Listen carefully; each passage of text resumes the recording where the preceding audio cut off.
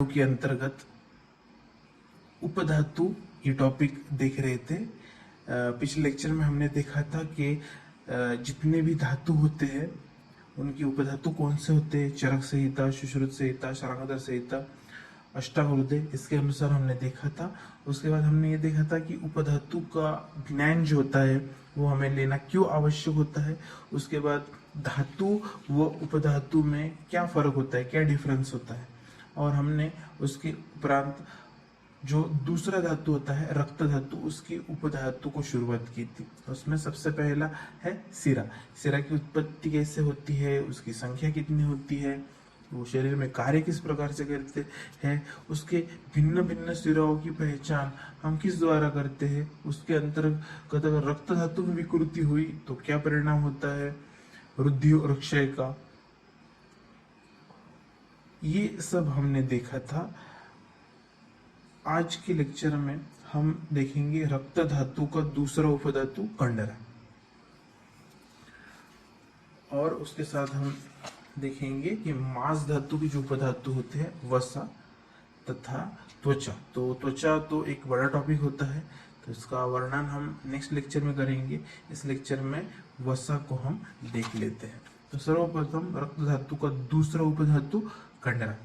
कंडरा के बारे में जो श्लोक आया है वो आया है शुश्रूषार्य स्थान के 5वें अध्याय का 39वां श्लोक, शुश्रूषार्य स्थान 5/39, वृत्तस्तु कंडरा। अब ये काफी बड़ा श्लोक है, लेकिन इसमें से हमें कंडरा के बारे में वर्णन जो चाहिए उतना ही हम लेंगे। वृत्तस्तु कंडरा, इसका मतलब होता है सभी वृत्त स्नायु कंडराए है। वृत्त का मतलब होता है सर्कुलर, जितनी भी सर्कुलर स्नायु होते हैं उसको कंडरा कहा गया है। कंडरा को अगर हम मॉडर्न के साथ कोरिलेट करने का प्रयास करते हैं तो वो होता है टेंडन। अब कंडरा जो होती है वो प्रकार होती है स्नायुओं का, तो इसीलिए हमें स्नायु के बारे में इंफॉर्मेशन देखना आवश्यक है। तो स्नायु के 4 भेद होते हैं। ओके, स्नायु का हम कोरिलेशन मॉडर्न के साथ कर सकते हैं लिगामेंट के साथ। उसके अंतर्गत 4 प्रकार होते हैं, प्रतानवती, वृत्त, पृथु तथा सुशिर। प्रतानवती यानी ब्रांच, जो ब्रांच में डिवाइड होते हैं वो प्रतानवती। दूसरा प्रकार होता है वृत्त यानी राउंडेड। तीसरा प्रकार होता है पृथु यानी फ्लैट्स लिगामेंट्स, और फोर्थ टाइप्स होता है सुशिर यानी पोरस जो होता है। शरीर में आकार से गोल जो स्नायु होते हैं उन्हें कंडरा कहते हैं। अब कंडराओं के अंतर्गत कंडरा जो है वो स्नायु के अंतर्गत आती है, क्योंकि स्नायु का जो दूसरा प्रकार है वो होता है वृत्त। तो जो वृत्त प्रकार होता है, जो वृत्त स्नायु होते हैं उसे हम कंडरा कहते हैं। तो ये जो वर्णन हमें कंडरा तथा स्नायु को मिलता है, स्नायु के प्रकार को कंडरा कहा गया है, ये अकॉर्डिंग टू आयुर्वेद है। ओके, अगर हम इसका मॉडर्न के साथ कोरिलेशन करते हैं तो सबसे पहले देखते हैं लिगामेंट। लिगामेंट जो होता है, लिगामेंट का फंक्शन हम यहाँ पे क्रिया के दृष्टिकोण से उसका वर्णन देखेंगे। रचना के दृष्टिकोण से तो आपको पता ही होगा कि लिगामेंट और टेंडन क्या होते हैं। क्रिया के दृष्टिकोण से उसका वर्णन देखते हैं कि लिगामेंट का फंक्शन होता है कनेक्ट टू बोन्स और कार्टिलेजेस और hold together in a joint. वो दो बोन को ज्वाइंट करता है, या फिर कार्टिलेजेस होता है उसको ज्वाइंट करता है। वो जो ज्वाइंट होता है, जो संधि होता है, उसको एक जगह बांध के रखने का कार्य करता है। इस प्रकार के कार्य जो होते हैं वो लिगामेंट के द्वारा होते हैं। टेंडन जो होता है, टेंडन ये कनेक्ट करता है muscle to bone and structure like eyeball etcetera. तो टेंडन जो होता है वो मसल को बोन के साथ कनेक्ट करता है। ओके, और बॉडी की किसी स्ट्रक्चर के साथ भी वो ज्वाइंट रहता है। तो ये बेसिक डिफरेंस है टेंडन और लिगामेंट के बीच। ओके, अगर लिगामेंट का टाइप टेंडन अगर कह सकते हैं तो ये हम मॉडर्न के दृष्टिकोण से वर्णन इसका हम नहीं कर सकते, क्योंकि दोनों के जो फंक्शन होते हैं वो नियर अबाउट सेम होते हैं। अब लिगामेंट का टाइप टेंडन कैसा है ये हम नहीं बता सकते, तो इसीलिए मैं हमेशा एक बात कहता हूँ लिसनर के लिए, एक बार फिर से बता देता हूँ कि हम कोई भी आयुर्वेद की चीज को मॉडर्न के साथ को रिलेट कर सकते हैं। हम किसी भी मॉडर्न की चीज को आयुर्वेद में यही होता है या फिर आयुर्वेद की ये चीज मॉडर्न में ऐसी होती है, इस प्रकार हम नहीं कह सकते।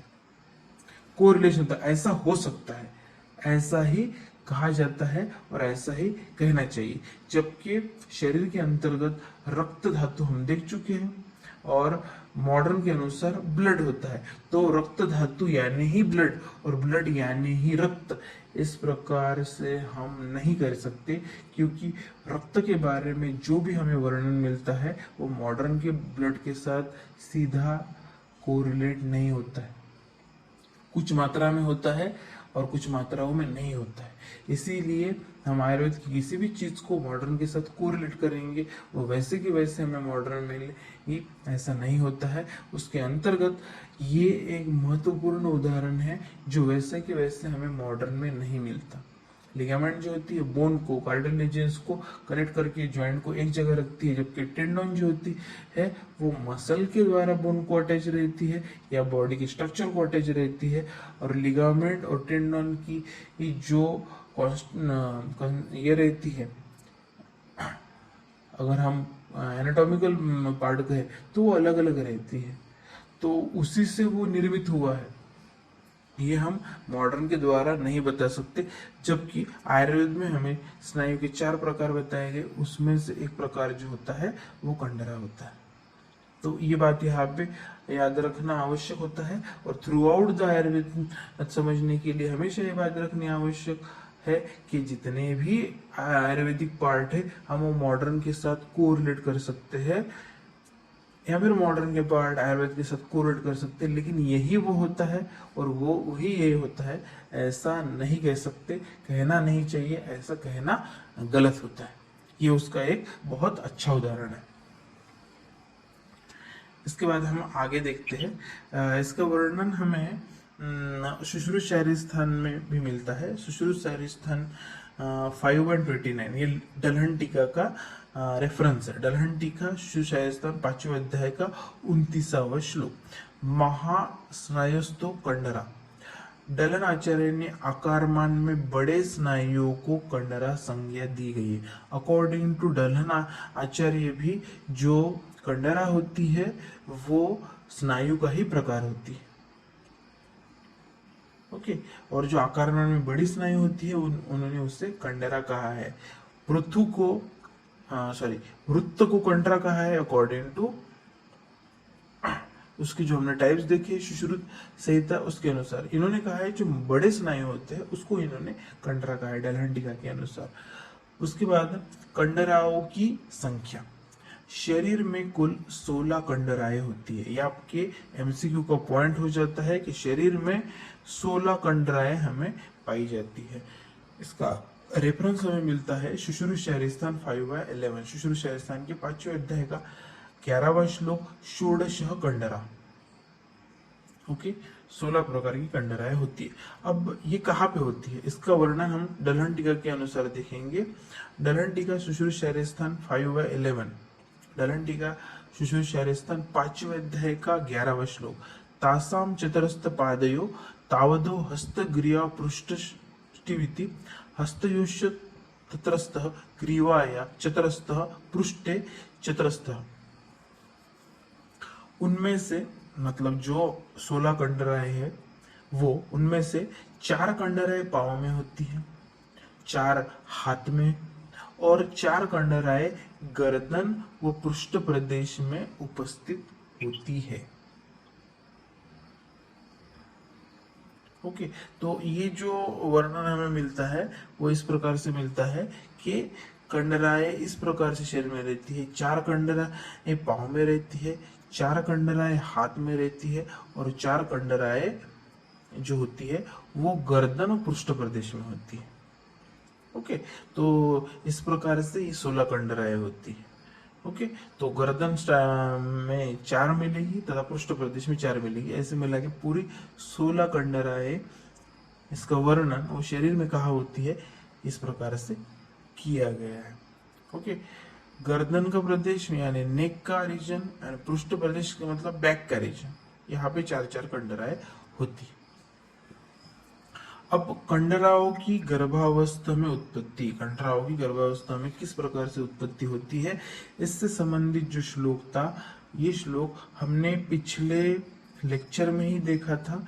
यहाँ पे उस श्लोक को हम फिर से देखते हैं, क्योंकि सीरा और जो स्नायु होते हैं उसकी उत्पत्ति एक साथ बताई गई थी, और जबकि ये जो कंडरा है ये उसका टाइप होता है, मतलब वही उसकी उत्पत्ति होगी। इसका रेफरेंस था शुश्रूषास्थान 4/29, शुश्रूषास्थान के 4थे अध्याय का 29वां श्लोक, मेद सह स्नेहम आपादय सीरा स्नायु तोकमा न्यूयात सीरा नाम तो मृदुपाक स्नायुना ततखरः। वायु द्वारा सीरा में मेद के स्नेह से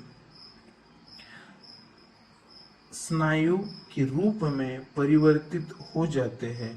मृदुपाक हो तो सीरा तथा खरपाक हो तो स्नायु का निर्माण होता है। श्लोक हमने पिछले ही अध्याय में, पिछले ही लेक्चर में देख लिया था, इसीलिए हम इसको डिटेल में नहीं देखेंगे। ये वर्णन हमने देख चुके हैं कि वायु द्वारा सीरा ही मेद के स्नेह से स्नायु रूप में परिवर्तित होती है।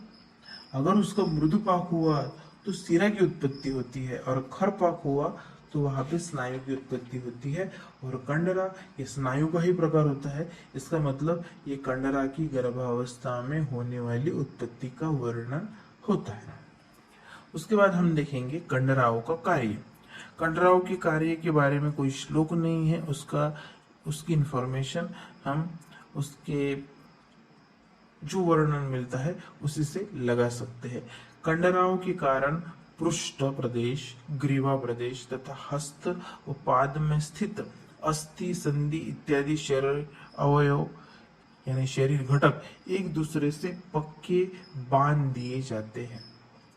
जो पृष्ठ प्रदेश है यानी बैक का रीजन है, जो ग्रीवा प्रदेश है, नेक का रीजन है, हस्तपाद, ओके, लेग्स एंड जो हमारे अपर लिम्स होते हैं, इसके अंतर्गत स्थित जितनी भी अस्थियां होती है उसके बीच जो संधियां होती है, इसको बांध के रखने का कार्य, क्योंकि कंडरा जो होती है वो कंडराएं मसल को बोन के साथ कनेक्ट करती है। ओके, तो इसका जो कनेक्शन होता है मसल के साथ संधियों को बांधने का, ये इसको अच्छी तरीके से बांधे रखती है, मसल को संधियों के साथ, बोन के साथ जो वहां पे स्थित होती है। इस वजह से पीठ, गर्दन और हाथ पांव की हलचल होते समय निर्माण होने वाला तनाव शरीर सहन कर सकता है। जो भी हम मूवमेंट करते हैं पीठ की, गर्दन की या हाथ पांव की, उस समय हलचल होते समय जितना भी तनाव निर्माण होता है, ओके, वो तनाव सहन कर सकता है। किसके द्वारा सहन कर सकता है? तो ये कंडराओं द्वारा सहन कर सकता है। तो हमें ये देखना आवश्यक होगा कि शरीर जब बाल्यावस्था में होता है तब वो कफ की मात्रा शरीर में ज्यादा होती है, यानी जो कंडराएं होती है उसमें स्निग्धत्व ये जो गुण होते हैं वो ज्यादा होते हैं। जबकि वृद्धावस्था में वात के कारण ये गाते कम हो जाती है, तो उसका स्नेहन और स्निग्धत्व हमें उतनी नहीं मिलती है। इसीलिए जो बच्चों में होते हैं, जो वो जॉइंट्स की मूवमेंट प्रॉपरली हम कर सकते, बच्चों में ऑस्टिफिकेशन प्रोसेस भी नहीं होती है। इसकी वजह से उस समय में अगर हमने उनके जॉइंट्स की उस प्रकार से मूवमेंट कर ली तो वो थ्रू आउट द लाइफ रहती है, क्योंकि उनके जो जॉइंट्स होते हैं उसमें उस वक्त उस प्रकार की अलग अलग प्रकार की जो मूवमेंट्स होती है वो हम कर सकते हैं। जैसे जिम्नास्टिक की हम बात करें तो जिम्नास्टिक में बचपन से अगर इस प्रकार की आदत लगाई गई तो वो प्रिपेयर्ड होने में आसानी होती है। ओके, क्योंकि उसके ऊपर जो भी तनाव हो आता है वो कंडराओं द्वारा उस वक्त सह लिया जाएगा, क्योंकि उस वक्त स्नेह और स्निग्धत्व होता है और एक बार बॉडी को उस चीज की प्रैक्टिस हो गई तो ये करने में आसानी होगी। अगर ज्यादा एज बढ़ने के बाद इस प्रकार की कोई हलचल की जाती है या इस प्रकार की मूवमेंट अगर हमने करनी रही तो वो करने में थोड़ी दिक्कत आती है या हो भी नहीं पाती है कभी कभी। इस प्रकार से हमने रक्त धातु के दूसरे उपधातु कंडरा का वर्णन देखा। इसके बाद हम मांस की उपधातु देखते हैं। मांस के दो उपधातु होते हैं, एक है वसा और दूसरा होता है त्वचा। तो आज हम यहाँ पे वसा का वर्णन देखेंगे। वसा का वर्णन के बारे में जो श्लोक आया है वो है शुश्रूषास्थान चौथे अध्याय का 13वां श्लोक। शुद्ध मास से या स्नेह सा वसा परिकृता, यानी शुद्ध मांस का स्नेह वसा कहलाता है। स्नेह यानी oily substance of pure flash, oil जैसा सब्सटेंस जो पूरी तरीके से फ्लैशी उसका अपीयरेंस होता है, उसकी कंसिस्टेंसी होती है, तो ये शुद्ध मांस का स्नेह होता है। ओके, तो ये किस प्रकार से होता है, शरीर में कहाँ मिलता है, इसके बारे में हम वर्णन देखते हैं।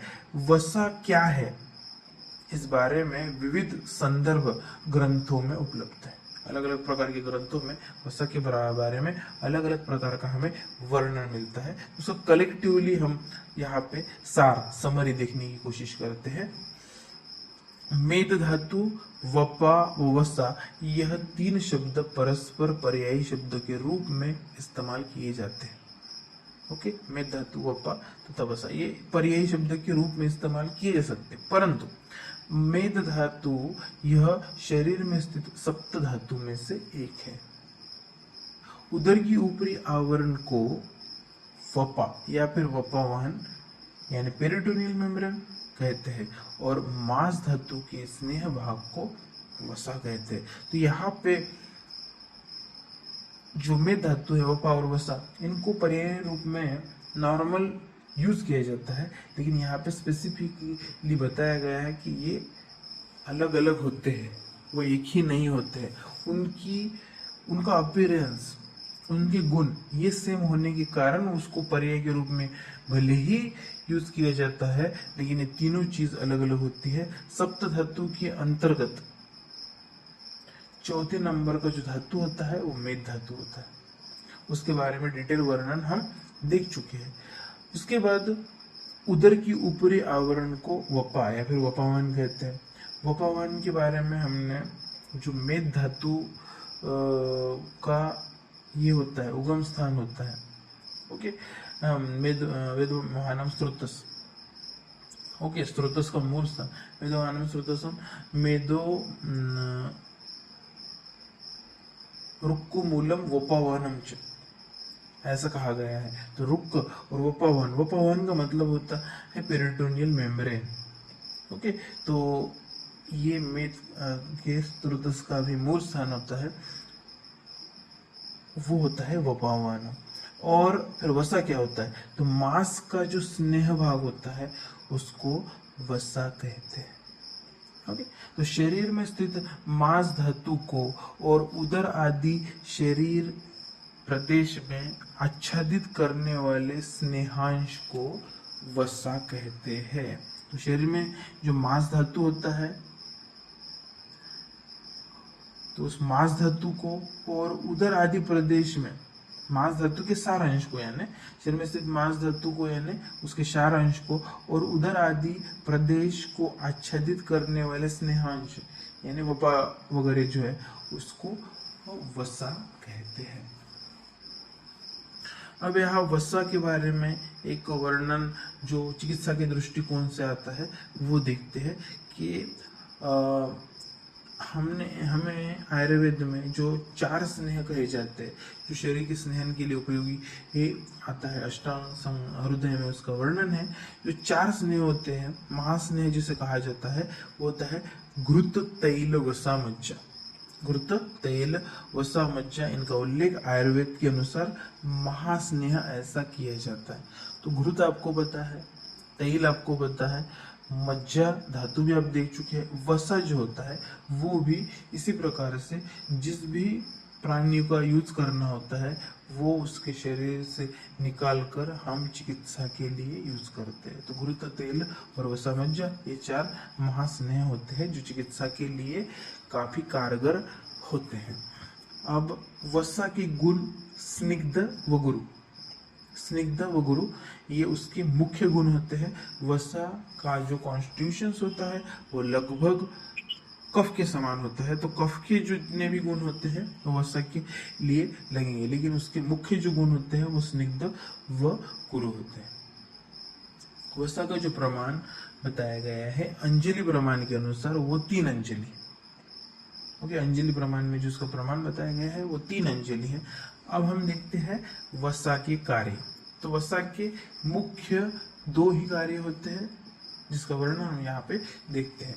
मांस धातु को बल देता है।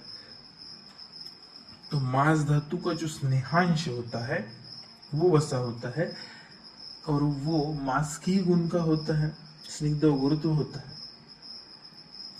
मांस धातु जो शरीर में होता है उसको बल देने का कार्य जो होता है वो वसा द्वारा होता है।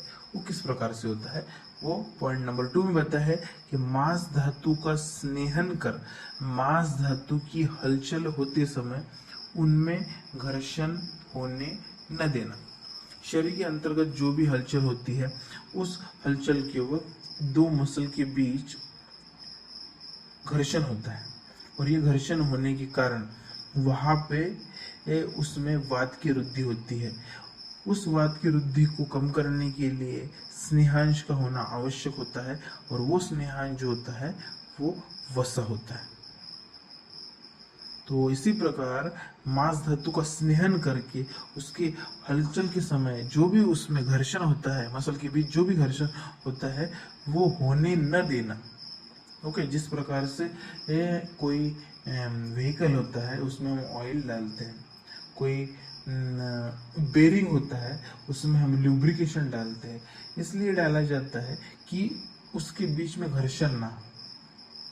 ओके, तो जिस प्रकार से वो लुब्रिकेशन वहां पे होता है, जिस प्रकार से श्लेष्मक संधि के स्थान पे होता है, उसी प्रकार से वसा ये मसल के बीच में होती है ताकि जब भी मसल का कोई भी कार्य हो उसके बीच में जो घर्षण होता है वो वसा के माध्यम से नहीं होता है। तो ये वसा का एकमात्र और मुख्य कार्य होता है जिसके द्वारा वो मांस धातु को बल दे सकती है। अब इसके बाद का जो वर्णन है वो मांस धातु के दूसरे उपधातु का है जो है त्वचा। तो त्वचा जो होती है, त्वचा का वर्णन चरक संहिता तथा सुश्रुत संहिता इन दोनों के अनुसार काफी बड़ा है, क्योंकि चरक संहिता के अनुसार त्वचा की 6 लेयर होती है, सुश्रुत संहिता के अनुसार त्वचा की 7 लेयर होती है। उसके अंतर्गत होने वाली व्याधियां वगैरह इस प्रकार का काफी बड़ा वर्णन हमें मिलता है। तो अगर हमने यहाँ पे त्वचा इस उपधातु को शुरुआत किया तो ये लेक्चर काफी लॉन्ग हो जाएगा, इसीलिए त्वचा इस उपधातु का वर्णन पूरा हम नेक्स्ट लेक्चर में देखते हैं। आज के लेक्चर में हमने कंडरा इस टॉपिक को, स्नायु के भेद, कंडरों की संख्या, गर्भावस्था में उसकी उत्पत्ति तथा कार्य इसके अनुसार देखा, और मांस धातु का पहला उपधातु वसा इसका वर्णन हमने उसकी व्याख्या और उसका प्रमाण, गुण और कार्य के द्वारा देखा है। ओके, तो इस प्रकार हम आज का लेक्चर समाप्त होता है। अगले लेक्चर में हम त्वचा का चरक संहिता तथा सुश्रुत संहिता दोनों के अनुसार डिटेल में वर्णन देखेंगे। Okay, thank you.